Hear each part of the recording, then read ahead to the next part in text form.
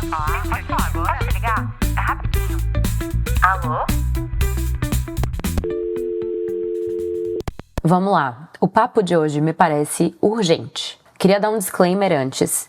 Eu nunca passei por nada sério em relação ao meu corpo, à aceitação do meu corpo. Eu sempre fui uma pessoa muito confiante. Agora, burra velha de 30 anos, que eu tenho me sentido cada vez mais, se é que eu posso dizer assim, insegura com a minha aparência. Mas tudo que eu vou falar aqui vem de uma pessoa com um corpo totalmente padrão, uma pessoa que nunca teve nenhum distúrbio alimentar, né? Uma pessoa que talvez não tenha tanto lugar de fala, né? Mas as coisas estão passando tanto dos limites que eu acho que esse assunto precisa ser trazido pra luz, mesmo através de alguém como eu. Na verdade, talvez principalmente vindo de alguém como eu. E eu espero que ajude, ou que pelo menos seja uma boa companhia. Para começar, eu queria ilustrar a vida de uma mulher de 30 anos, nos anos 90, tá? Vamos imaginar como era? Eu pedi, no caso, pro ChatGPT me ajudar.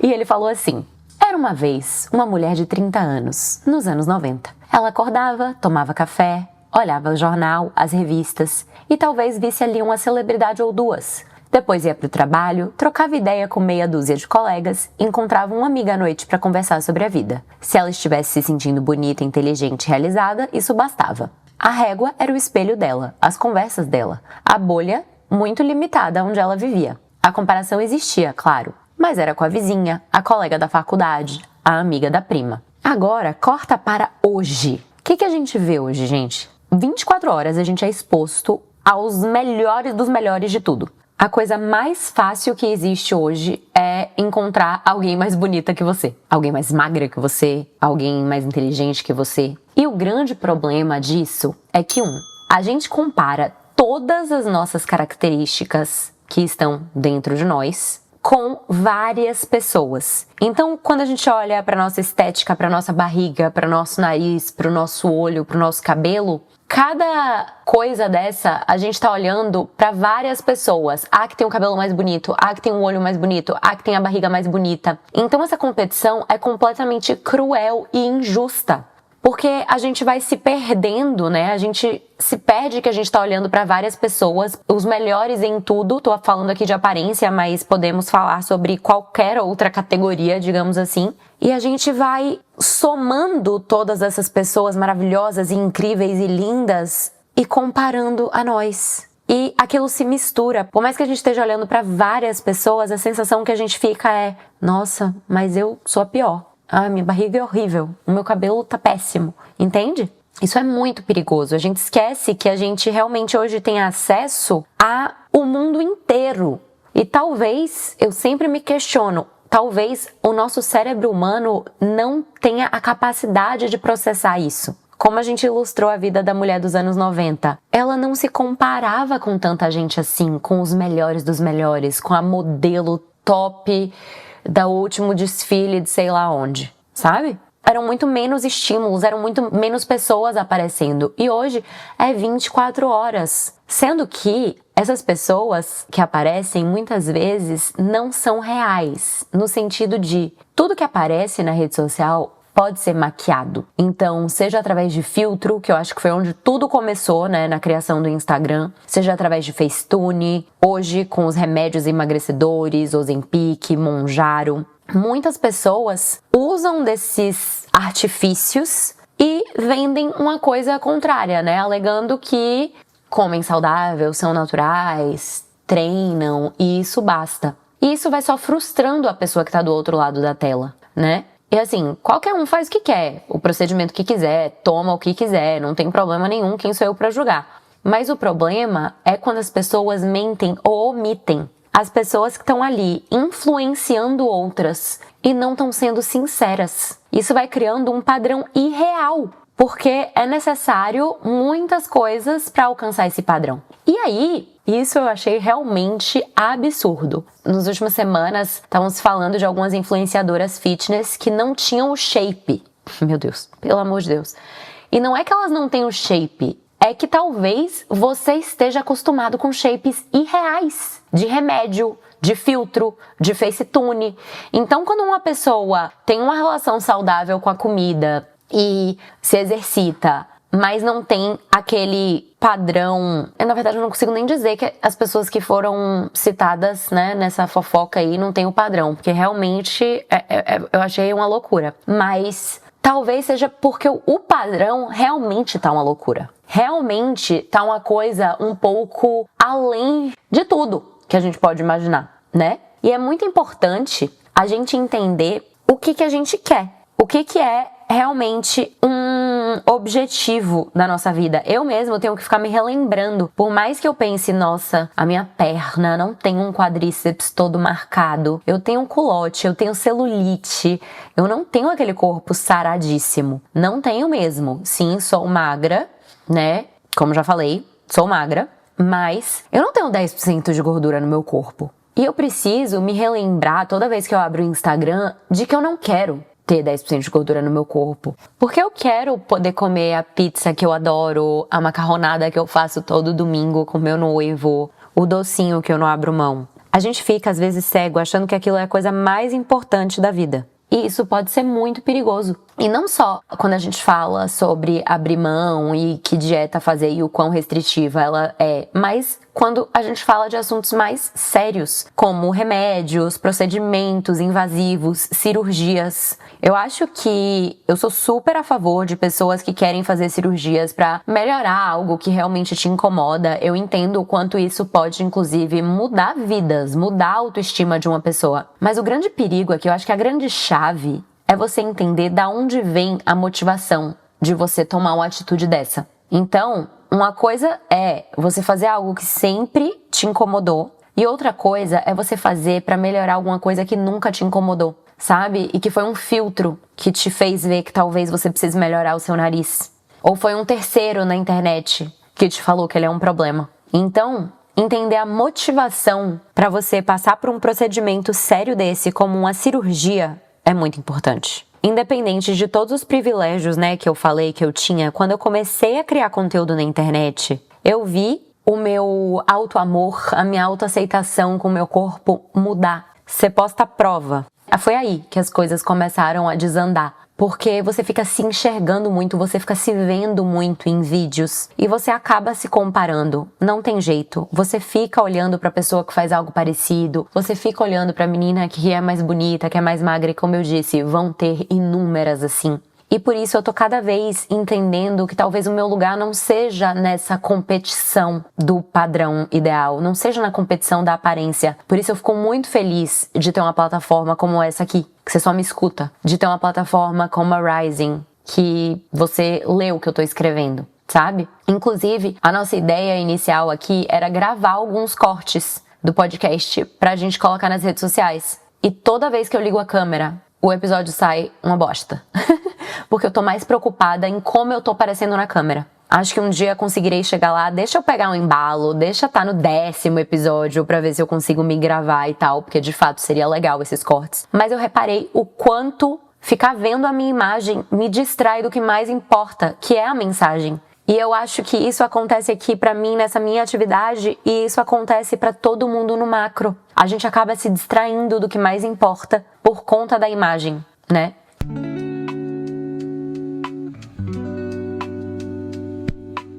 Então, eu acho que muitas vezes as pessoas vendem foco, disciplina, autocuidado, mas são pessoas que, na verdade, sentem ódio do próprio corpo, que não são saudáveis. E é muito fácil a gente julgar a pessoa obesa, sedentária, diabética, como uma pessoa não saudável. Mas e aquela magra, que faz absolutamente de tudo para emagrecer? E aquela pessoa que treina 3 vezes por dia, vive de restrição, não menstrua há anos, tem um medo real, medo de verdade de comer carboidrato ou um pedaço de bolo. Essa pessoa engana mais, né? Ela parece ser saudável. Mas será que ela é? A pessoa que faz coisas absurdas para emagrecer também não tá cuidando do corpo da melhor forma. Talvez ela engane mais e faça parecer que sim, por ser magra, fazer esporte. Mas essa pessoa que faz coisas absurdas para emagrecer pode também não estar saudável.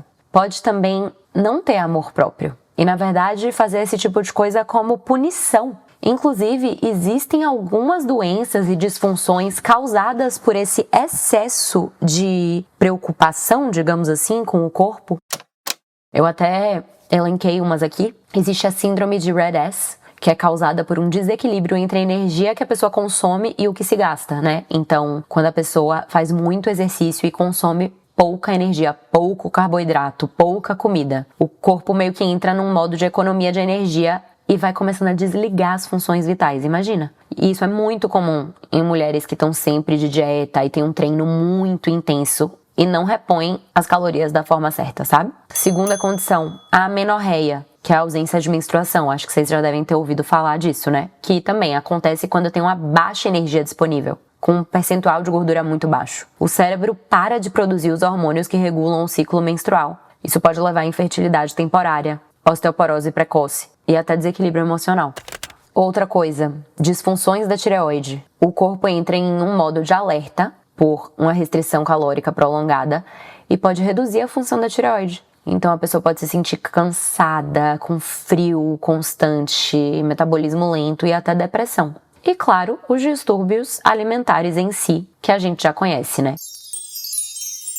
Então, eu sinto que hoje a gente está chegando num extremo, tão extremo, que o que é vendido como saúde, como autocuidado, como disciplina e foco, pode não ser. Inclusive, pode ser muito perigoso. A gente tem que entender que o nosso corpo é o que carrega a nossa vida, é o que permite a gente a viver essa experiência, é o que carrega nossa alma, nosso coração, nossos desejos, nossas qualidades, nossos valores. É o que permite a gente chorar, sorrir, se divertir, conseguir interagir com as pessoas que a gente ama. A função do corpo é essa. A função do corpo não é simplesmente ser bonito. E olha, vindo de uma pessoa que se importa sim com a aparência, eu acho sim que a gente tem que se cuidar. Eu acho que isso faz muito bem. Só que como tudo na vida, a diferença entre o veneno e o remédio é a dose. E eu acho que hoje a gente está numa era de excessos em tudo. E com isso não é diferente. Tá ficando excessiva essa preocupação. A gente não olha mais a comida como nutriente, como prazer. Que eu acho, a minha opinião, tá? Sobre a comida em si. Eu acho sim que a função primária da comida é nutrir o nosso corpo. Então, a comida não foi feita pra te deixar bonita. Ela foi feita pra te manter viva. Ela que faz seu coração bater, seu cérebro funcionar, seu ciclo menstrual acontecer. Então, antes de ficar contando caloria, a gente precisa se lembrar, comer é um ato de sobrevivência, não de punição, sabe? E além disso, existe um prazer quando a gente come. Comer não é só sobreviver, é sobre sentir também. Comida é prazer, é memória, é celebração. E quando a gente transforma isso em culpa, a vida fica tão pesada porque você precisa comer todos os dias. Então, eu vejo muita gente, eu já entrei nessa onda de só pensar em comida. A alimentação, que devia ser algo tão natural, se torna um problema, uma preocupação. Você não vê o alimento, você vê calorias, você vê macros, proteínas, gorduras, carboidratos. A gente ficou numa obsessão quase que doentia e normalizou isso. E eu sei que é muito difícil sair disso quando tudo à sua volta te diz o quanto você deve estar preocupado sim, com cada grama que você ingere. Eu fico um pouco triste porque eu percebo uma diferença no mercado de saúde, uma grande mudança que aconteceu, né? Pra quem não sabe, eu tenho uma marca de suplementos que chama Sublime. E acho que antes da Sublime, pré-2020, ali antes da pandemia, o que estava em alta nesse mercado eram os chás emagrecedores, os shakes emagrecedores que substituíam refeição. As pessoas estavam muito preocupadas com o corpo e só o corpo. Quando a Sublime nasce, o produto principal tem foco em imunidade, desinflamação, tem potencial antioxidante. É muito mais sobre nutrir de dentro para fora. Não tem relação alguma com beleza e estética. E acho que foi um timing que, pós-pandemia, as pessoas começaram a se importar de fato com isso. Com a saúde, com a imunidade. Então, eu tenho muito orgulho de fazer parte desse movimento, realmente pensando em saúde de dentro para fora, sabe? Mas aí, depois de um tempo, acho que em 2023, o mercado, o mundo, assim, volta a essa loucura do emagrecimento, com o Ozempic, Mounjaro e afins. Então, eu acho que a todo momento isso volta. Acho que teve esse hiato aí, no período que a Sublime nasceu, onde o foco era a saúde, onde todo mundo se preocupou com isso, com a pandemia. Mas depois volta a preocupação principal ser a estética, ser o emagrecimento. E as pessoas não estão entendendo que quando elas exageram nisso, elas estão deixando a saúde de lado. Por mais que elas achem e falem e tentem inspirar a saúde, elas podem estar fazendo o contrário. Então, eu queria te dar umas dicas de como lidar melhor com isso. Primeiro, saiba a diferença do celular e da realidade. Se a gente parar para pensar, hoje, a realidade é muito menos sensível à aparência. A aparência não é algo primordial na vida real. Se você comparar com um feed do Instagram, quando você encontra pessoas na rua, existe uma coisa muito mais completa num encontro ao vivo. A vida real acontecendo, existe muitas nuances. Mas a gente tá partindo do pressuposto de que o celular e a rede social são a realidade. É naquela imagem que você define o seu valor. Por isso é muito importante você não esquecer que aquilo não é real. A vida real é muito diferente e, por incrível que pareça, muito menos sensível a aparências. Segunda coisa, reveja o conceito de beleza. Perceba que os padrões vêm e vão e entenda qual o seu conceito de beleza. Acredito sim que beleza existe, que o belo é importante. O belo é harmônico. Olha a natureza. A beleza, para mim, a definição de beleza é a natureza. E isso realmente faz uma vida mais harmoniosa, mais leve, mais feliz. Você tá rodeado do que é belo. Mas, de novo, quem tá dizendo pra gente que esses padrões são os padrões certos de beleza? Não se deixe levar pelo que a sociedade tá impondo. Porque antes eram pessoas um pouco mais cheinhas, depois aquelas muito magras. Agora tem que ser musculosa, agora tem que ter boca grande. Gente, eu fui ver um dia desses que existe até implante de sobrancelha. Sendo que, sei lá, há 10 anos atrás, a gente estava querendo a nossa sobrancelha super fina e super arqueada, quase que uma linha marcada. E agora as pessoas estão fazendo implante de sobrancelha, e aí daqui a pouco a sobrancelha fina vai voltar, e aí o implante vai ter sido à toa, vai ter que fazer depilação a laser na sobrancelha. Gente, a gente não pode ficar refém disso. E por fim, não esqueça do que realmente importa no fim da sua vida. Você quer ter sido lembrada por ser magra e bonita? O que você realmente precisa, ou pelo que você realmente quer ser lembrado? Pela pessoa que você foi? Pelo impacto que você teve na vida das pessoas? Pense sobre isso. Eu acho sim que a gente tem que se cuidar, a gente tem que dar o nosso melhor, a gente tem que se exercitar, a gente tem que comer bem. Mas vocês sabem do que eu tô falando quando eu falo que as coisas estão passando dos limites. Vocês sabem.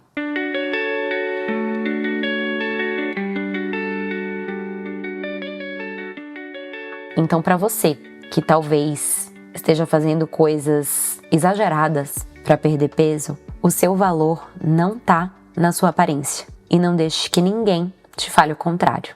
Vou desligar e semana que vem eu te ligo de novo. Um beijo. Esse programa foi produzido por Waffle.